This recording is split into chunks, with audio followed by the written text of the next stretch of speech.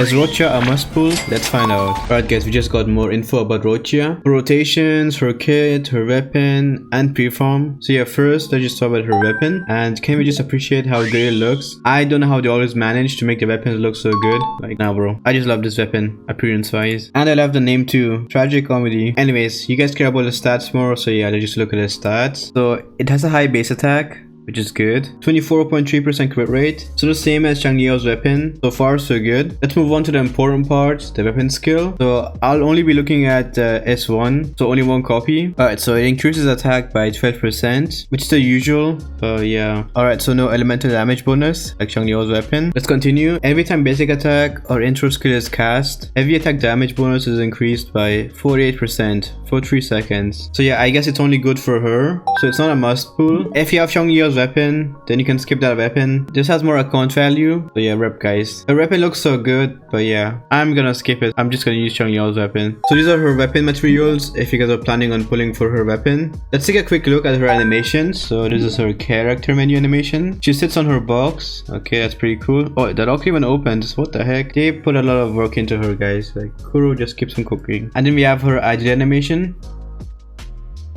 Bro, what? She generates...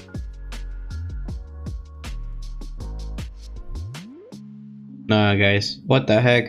They put a lot of effort into her. I will skip her wishing animation since it's better if you guys see it in game first, and you'll have better memories of it, so yeah, I'm not gonna spoil that for you. And then we have her ultimate animation. Let's look at this. Damn. And it's pretty quick too, so that's good. No long animation. Since she's a sub DPS, that's pretty good. Alright, now we can start with her prefarm first. So she's a Havoc, Gauntlet, sub DPS. So for her skills, you need the new weekly boss, Tidal Residuum, with some of the new enemies drop. So if you've been farming echoes, then you probably have a lot of these. You should be good. Cadence Steed, of course, since she's a Gauntlet user. You get them from Forgery. And then Tidal Residuum again, from some enemies. Firecracker Flower. You can buy this from the pharmacy, which I wouldn't recommend. Just farm them in-game using the collection spots. That's a lot better, and you can save your credits. And then lastly, we have the cleansing conch, which you can get from the Lorai. Alright, let's get to her kit. So first we have her normal attacks. Pharaoh Easy. Okay, who named her? She has really good namings for all of her attacks. So with her basic attack, she has a 4-hit combo that deals havoc damage. As for her heavy attack, this is tied to her foray. So basically you use stamina to charge it, and the longer you charge it, the more damage you will do, and it will continue to charge even if you don't have any stamina left. And once you let go of the heavy attack, or when it charges to the max, and yeah, once it charges, she does like one jump attack and then jumps down, hits the enemy. Surprise!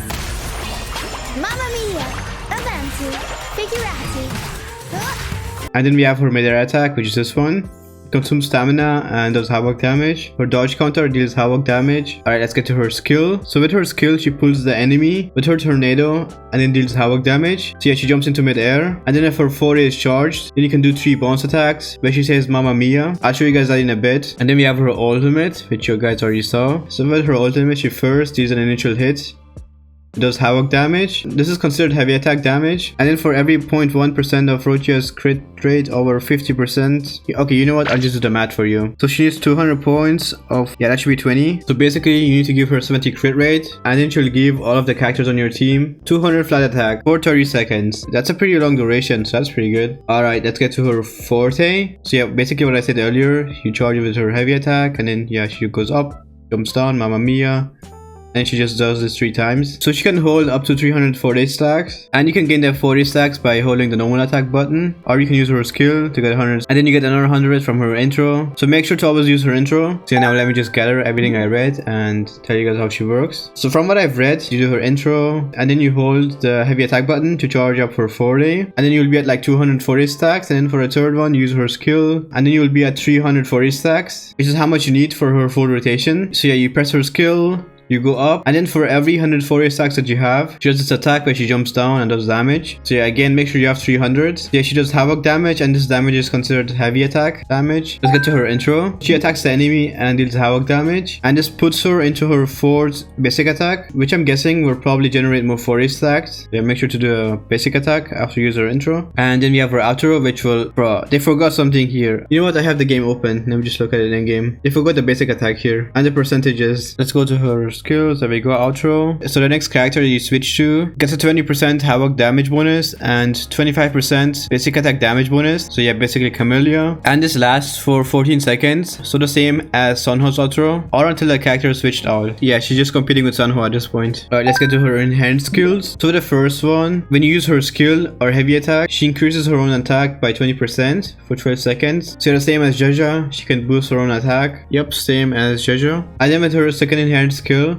which is really good. So after you use her outro and switch to the next character, she will give the character a new utility, which is called a magic box. So if you don't know what a utility is, it's this thing here. So usually you have like your grappling hook here, and she will basically switch this out with a magic box, which will like pull the enemy towards the magic box. Deals 100 points of havoc damage, and it is considered an echo skill that deals utility damage. The magic box lasts for 14 seconds or until the resonator is switched out. So the same as her outro, and you can basically use this as a timer to know if you still have her outro buff or not. That's great. And then we have the combat guide, which is basically her rotation. Alright, so they didn't mention intro here, but I'm gonna guess intro. And then use her skill to pull the enemies towards her, and she jumps into mid-air. And once she's in mid-air, if you have enough 40 stacks, then you press the normal attack button. Then she does her Mamma Mia attack, where she jumps up, down, up, down, up, down 3 times. Yep, up to 3 times in a row. And then use her outro and use the box to pull the enemies. So they didn't mention her ultimate. I'm guessing you do intro, heavy attack, or maybe the 4th basic attack will give you the 40 stacks. But yeah, let's just say intro, 4th basic attack, ultimate to get the attack boost for her too, and then skill, and then do the 3 plunge attack, and then outro, and then use the box on the next character. That's the rotation that I would use. But again, I'll give you a proper rotation once she comes out and I can use her. Let's get to her combat rolls. So what she's good for. So she has fast constructor generation, which is good. She has a lot of heavy attack damage, traction, which I'm guessing is her crowd control, where she pulls the enemy. She boosts basic attack and havoc damage. And yeah, that's all they told us. So let's get to my first impressions of her and if she's worth it in my opinion. So first off, if you look at her buffs, like her ultimate, it seems pretty good. I mean, 200 free flat attack for 30 seconds, which you can also use. So yeah, that's perfect. And then her outro is what makes her the best sub DPS for Camellya. I mean, you can't beat this, guys. 20% havoc damage bonus, 25% basic attack damage bonus for 14 seconds. But the problem is that Sunhwa exists. So if you have Sunhwa's S6, then yeah, she gives the entire team 20% attack, which I'm guessing is more than what Roccia gives. Wait, let me just do the calculation real quick. Alright, so if you have a 5-star weapon on Camellya, then her base attack is 1037. Let me just show you guys how you calculate this. So you first get the base attack, so 1037, and then you divide that by 100. So out of 100%, so 1% is 10.37. And then if you go to Sunhwa, she gives 20%. So this is 1%, so we multiply this by 20, and then we get the numbers. So she gives 207 attack. So Sunhwa's S6 gives you more attack. She outro-wise, Roccia gives her more damage. And that's not even all, guys. Like, she offers enemy grouping, and she has more personal damage than Sunhwa, but she probably needs more field time than Sunhwa. I mean, you gotta do the 3 Mamma Mia, jump up, jump down, jump up, jump down. You guys get what I mean. And then we have her ultimate, which also takes up some time. I mean, Sunhwa's field time is like 5 seconds. So with her, there might be some problem. If you're using a S0 Showkeeper with Camellya, I mean, Camellya's field time is already pretty high, but that plus Roccia's field time, yeah, you might miss her enhanced intro, unless you have Showkeeper's S1, which extends her ultimate's time by 10 seconds. So yeah, overall, Roccia offers more damage from her outro. Enemy grouping, more personal damage, off-field damage with her box, but then again, she's competing against a free unit that already works pretty well. I mean, it's kind of hard to recommend her if you have a S6 Sunhwa. I mean, she's free, and if you want Roccia, a 5-star, then you need 80 to 160 pulls if you're unlucky, and you also need a crit rate weapon if you want an easier time building her for her max attack buff. So yeah, this could possibly be another 80 pulls if you're planning on going for her weapon, which is not worth it in my opinion, since it only works on her. I mean, some of you guys might be lucky and have Changliao's weapon or the Battle Pass weapon, which gives you